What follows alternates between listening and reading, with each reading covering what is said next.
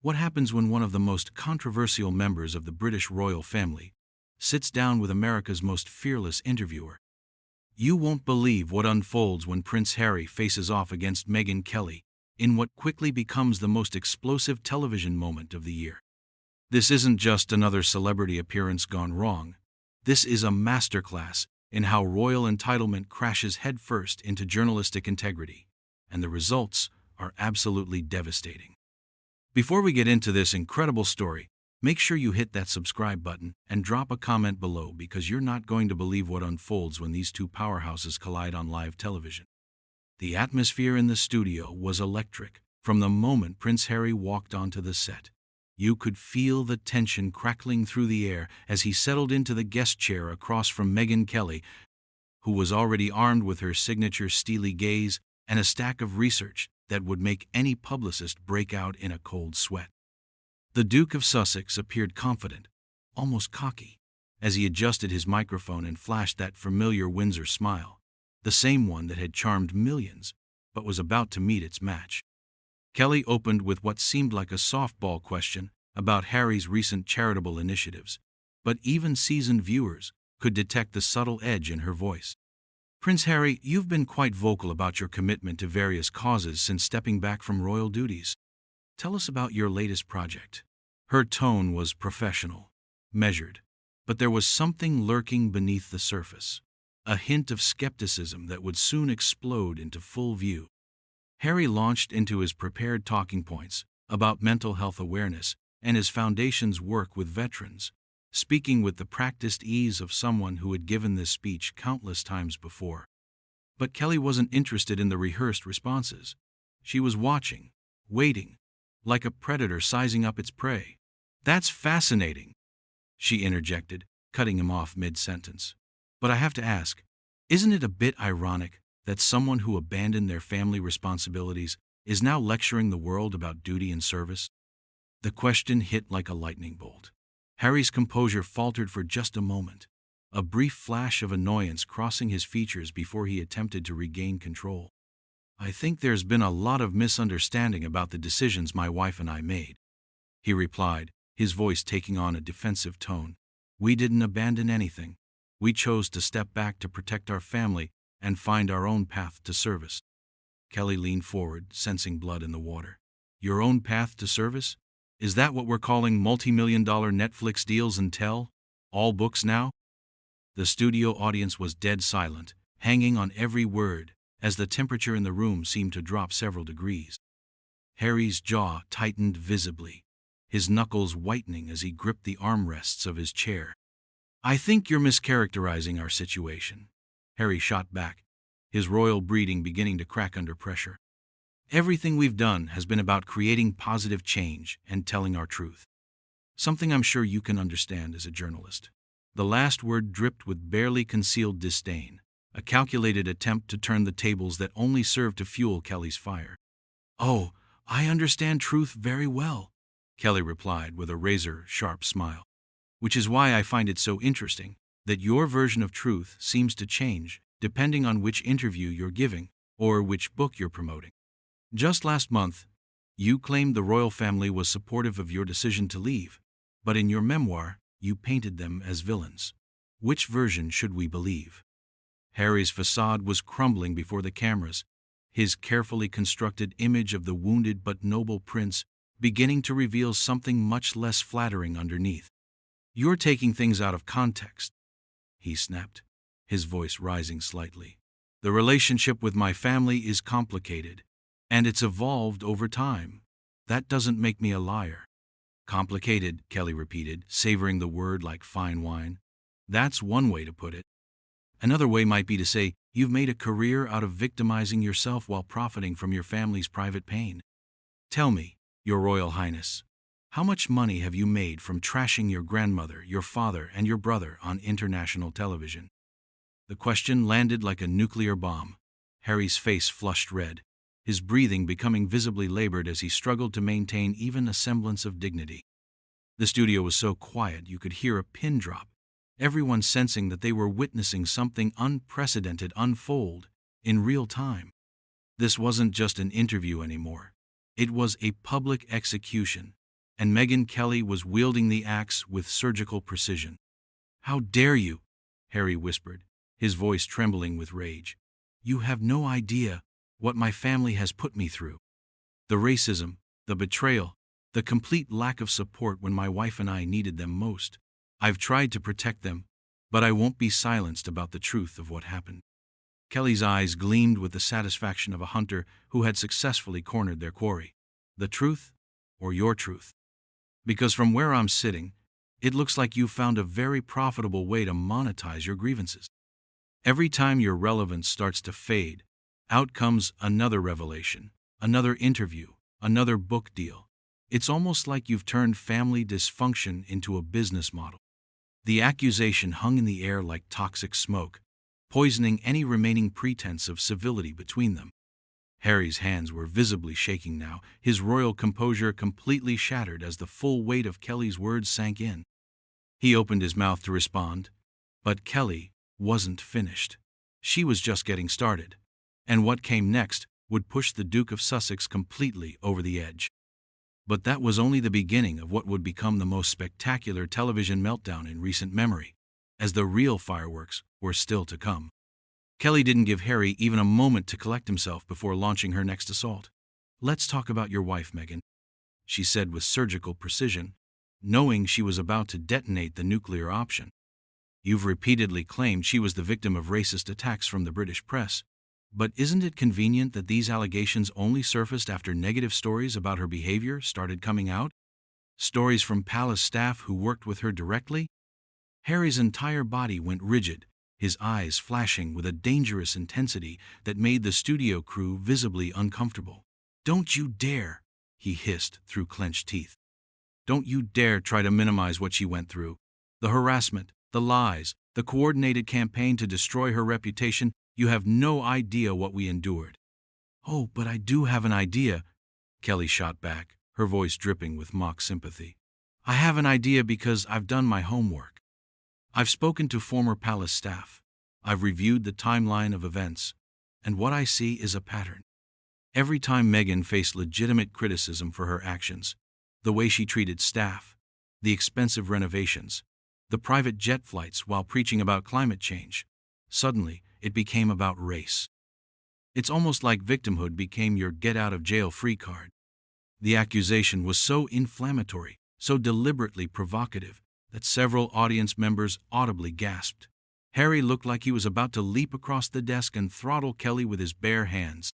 His breathing was becoming erratic, his face cycling through various shades of red as he struggled to form coherent words. You're just like all the rest of them," he stammered, his voice cracking with emotion. "You're just another racist hiding behind journalism.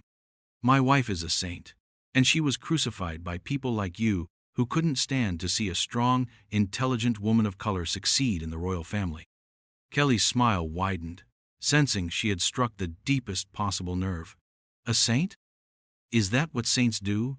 Alienate their entire family, drive away staff members, and then flee to California to sign lucrative media deals?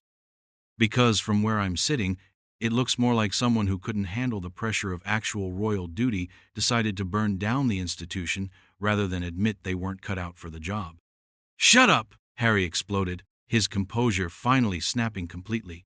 The outburst echoed through the studio like a gunshot, causing camera operators to jump and producers to scramble behind the scenes. "You don't know what you're talking about. You don't know what it's like to watch your wife suffer while your own family does nothing to protect her. They hung us out to dry, just like they did with my mother." The mention of Princess Diana sent a chill through the room. Kelly's eyes lit up with predatory glee. Harry had just handed her the ultimate weapon, and she wasn't about to waste it. "Ah, there it is," she said with deadly calm. "The Diana card. Tell me, Harry, don't you think your mother would be ashamed of what you've become? She dedicated her life to service, to putting the monarchy and the British people first. And here you are, selling out your family for Netflix money and using her memory to justify your betrayal." The words hit Harry like physical blows. His face went white, then red, then white again as the full implications of Kelly's attack sank in. Several people in the studio looked genuinely concerned for his mental state as he began rocking slightly in his chair, his hands trembling uncontrollably. How dare you speak about my mother?" he whispered, his voice barely audible. "You didn't know her. You have no right to invoke her name to attack me." She would understand. She would support what Megyn and I are doing, because she knew what it was like to be destroyed by the institution. Kelly leaned back in her chair, savoring the moment like a chess master who had just achieved checkmate. Would she, though?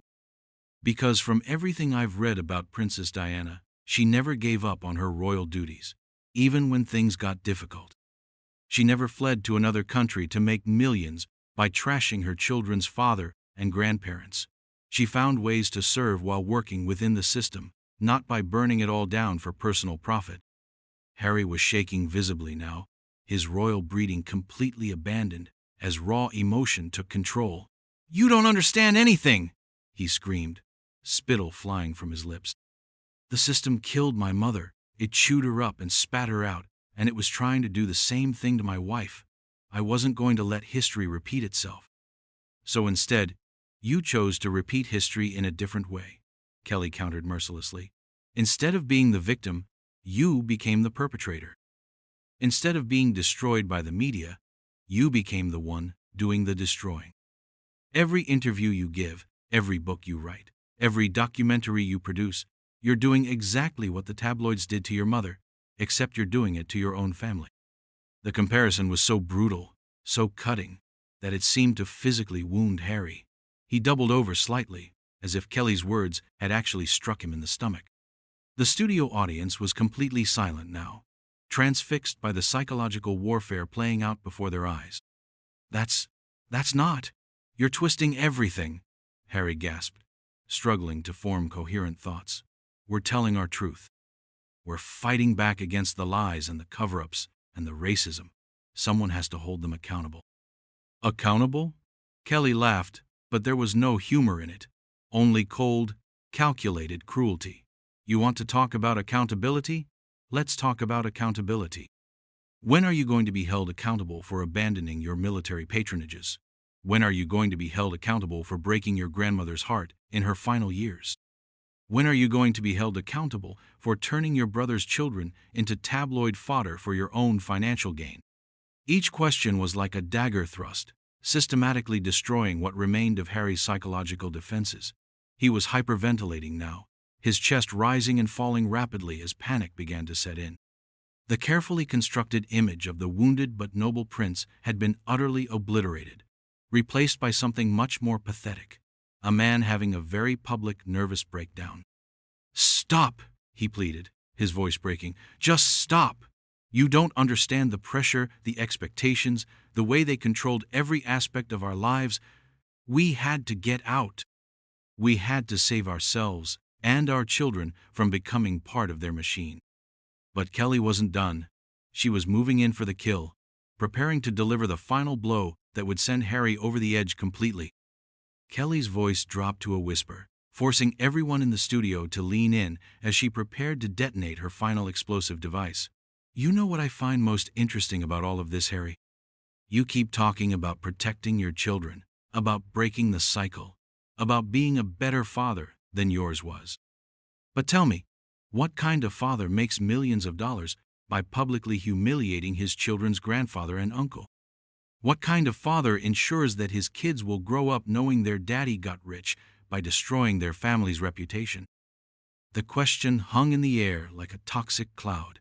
Harry's face went completely white, his mouth opening and closing like a fish gasping for air. For a moment, it seemed like he might actually faint right there on live television. The camera zoomed in on his face, capturing every micro-expression of horror as Kelly's words penetrated his defenses and struck at the very core of his identity as a father. "My children," he whispered, his voice barely audible. "My children will understand. They'll know I was fighting for them, protecting them from the same system that destroyed their grandmother and tried to destroy their mother." Kelly's eyes glittered with predatory satisfaction. "Will they? Because I can guarantee you that when Archie and Lilibet are old enough to Google their father's name, the first thing they'll find won't be your charitable work or your military service. It'll be headlines about how Daddy made his fortune by selling out his family, how Daddy chose money over loyalty, how Daddy turned their royal heritage into a commodity to be sold to the highest bidder. Harry began shaking his head frantically, as if he could physically reject the truth of Kelly's words.